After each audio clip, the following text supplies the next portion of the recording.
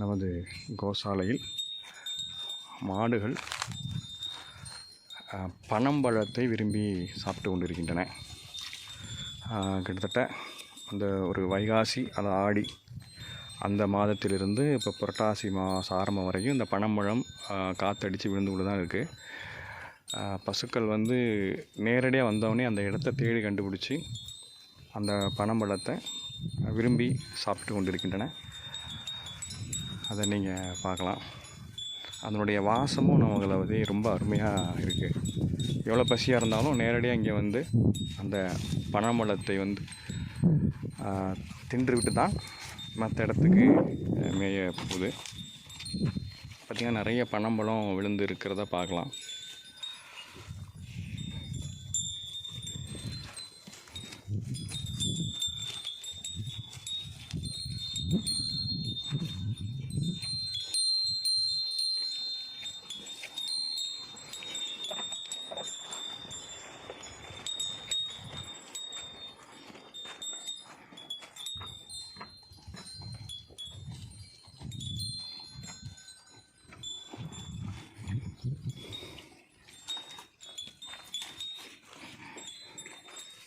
இந்த பக்கம் பார்த்திங்கன்னா அது எல்லாமே இந்த பனம்பழத்தை மாடுகள் சாப்பிட்டு போட்டது தான்.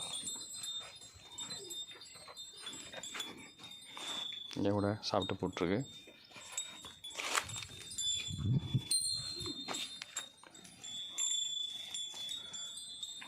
எங்களுடைய கோசாலையில் இருக்கின்ற காராம்பசு ஸ்ரீமதி அந்த பெரிய பனம்பழத்தை சாப்பிடுவதை நீ பார்க்கலாம்.